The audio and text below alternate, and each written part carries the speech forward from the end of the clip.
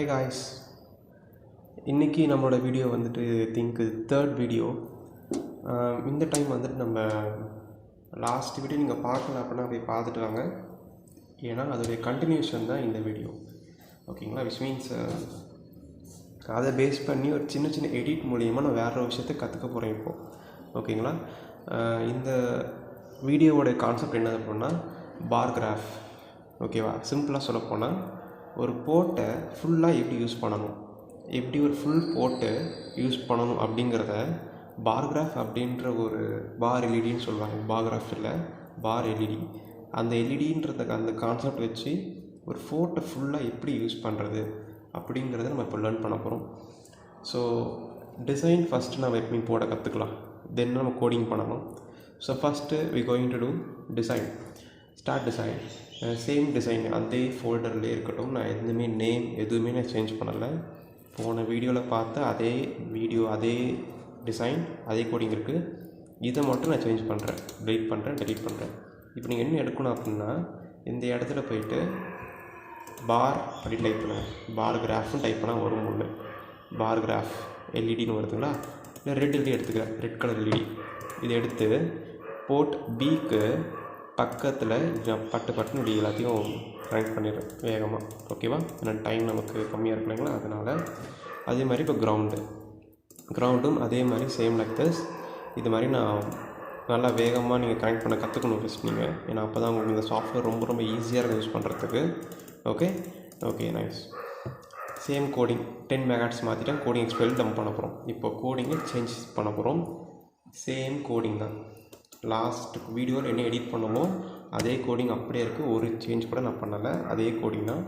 இந்த கோடிங்கில் ரொம்ப சிம்பிளான ஒரே ஒரு சேஞ்ச் பண்ணால் போதும்.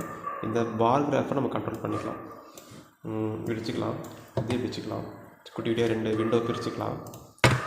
என்ன நம்ம பண்ண போகிறோம், என்ன டாஸ்க் அப்படின்னா, ஃபஸ்ட்டு எனக்கு இந்த பின் மட்டும் எரிய வைக்கணும்.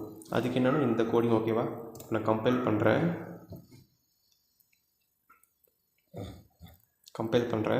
Compile success. இப்போ நான் அந்த கோடிங் ரன் பண்ணேன்னா உங்களுக்கு தெரியும் பாருங்கள். ஓகே, எல்லாமே இருக்குது.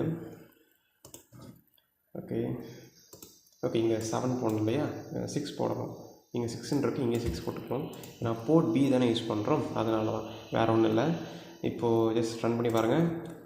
Wow, success. ஃபஸ்ட்டு பின் மட்டும் ஆன் ஆஃப் நடக்குது.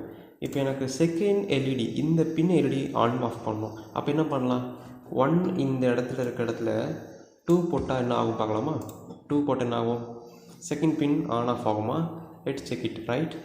ஓகே, வாவ், வந்துருச்சு. ஆன் ஆஃப், செகண்ட் பின் எரிய வச்சிட்டோம்.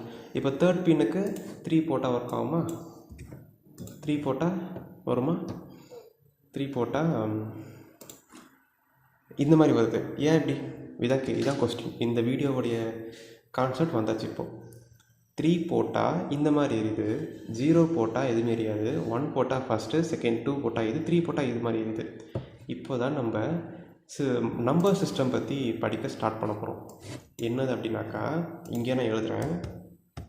ஓகே, என்னது அப்படின்னா 1உடைய பைனரி வேல்யூ வந்துட்டு 0001, 2உடைய பைனரி வேல்யூ வந்துட்டு 0010, 3உடைய பைனரி வேல்யூ என்னது அப்படின்னா 0011. Because is binary, right?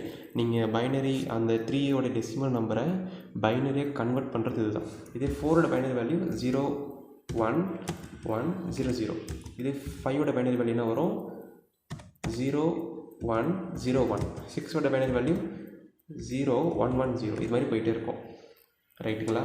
இப்போ அதே 7உடைய பைனரி வேல்யூ என்ன வரும்?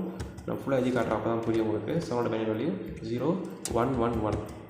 8உடைய பைனரி வேல்யூ என்ன வரும்? 1000. புரியுதுங்களா? இதில் நம்ம இந்த பின் இதை யூஸ் பண்ணணும்.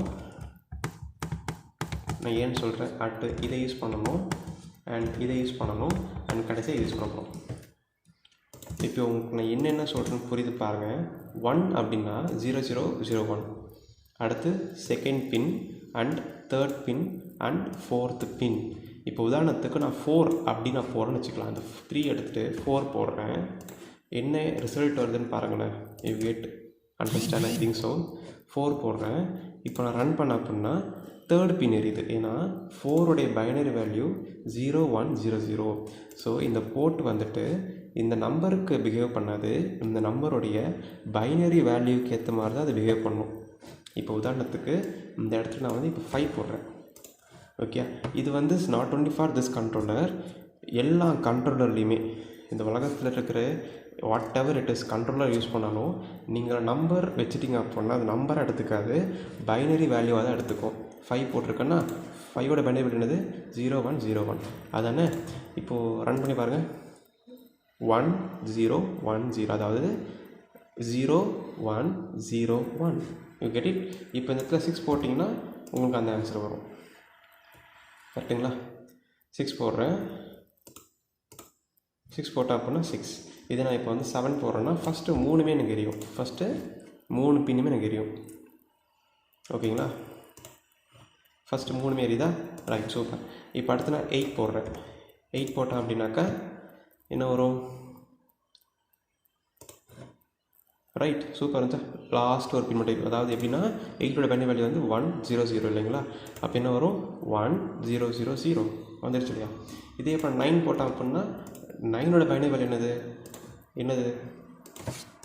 9 = 1 0 0 1. இதான் 9ஓட பைனரி வேல்யூ. இப்போ இதை நான் கம்பைல் பண்ணிவிட்டு இங்கே நான் ரன் பண்ணி பார்த்தேன் அப்படின்னாக்கா 1 0 0 1 வந்துருச்சா? ஸோ இதான் கான்செப்ட்டுங்க. ஒரு ஃபுல் போர்ட்டை நீங்கள் இப்படி தான் யூஸ் பண்ண போகிறீங்க இந்த கண்ட்ரோலரில். ஓகேங்களா? ஸோ போக போக டுட்டோரியல் எப்படி ஒரு தனித்தனி பிட்டாக ஒரு தனி பின்னை மட்டும் யூஸ் பண்ணுறது எப்படி, இந்த மாதிரி வேல்யூலாம் இல்லாமல் 1 0 போட்டே எப்படி யூஸ் பண்ணணும் அப்படிங்கிறத நம்ம அடுத்தடுத்த வீடியோவில் பார்க்கலாம். இந்த வீடியோவில் நம்ம ஒரு ஃபுல் போர்ட்டை ஒரு பால் கிராஃபில் எப்படி யூஸ் பண்ணணும் அப்படிங்கிறத பார்த்துட்டோம்.